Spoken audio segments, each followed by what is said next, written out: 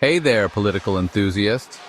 Today I'm diving into a fascinating tale of international intrigue.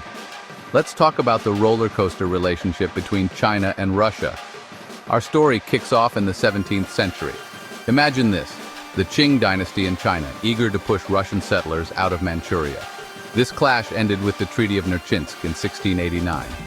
Fast forward to the 19th century, and the Russian Empire's grip on the Russian Far East tightened after annexing parts of Chinese Manchuria. Now, jump to the Cold War era.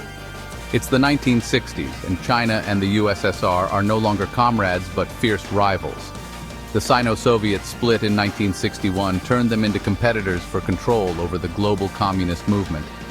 The tension escalated into a brief border war in 1969. Things began to cool off after Mao Zedong's death in 1976, but true improvement in relations had to wait until the Soviet Union's collapse in 1991.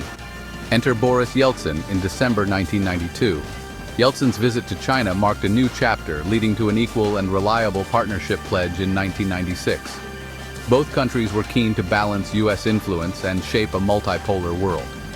The 2001 Treaty of Good Neighborliness and Friendly Cooperation solidified their bond, covering strategic, economic, and arguably military aspects. Meanwhile, the Shanghai Cooperation Organization emerged, aimed at countering U.S. influence in Central Asia. But let's not forget the bumps on the road. During the 2008 Russo-Georgian War, China wasn't thrilled with Russia infringing on Georgia's sovereignty. China even used its clout in the SCO to keep the organization from backing Russia. Things got interesting again in 2013. The U.S. sanctions on Russia following the Crimea annexation nudged Russia closer to China. Despite some initial hesitation, their economic ties grew stronger, especially as China faced its own sanctions concerns.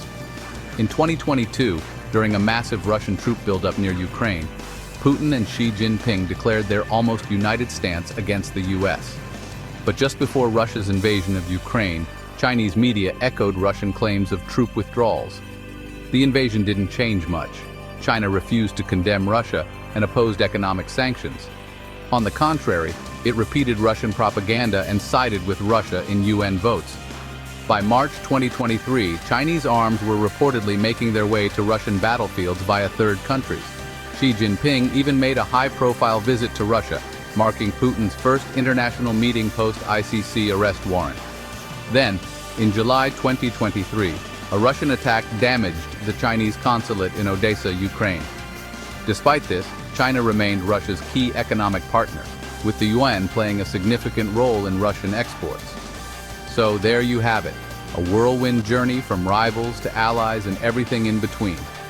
China and Russia's relationship is a complex tale of strategic partnerships, economic ties, and geopolitical maneuvers. What's next for these two powerhouses? Only time will tell.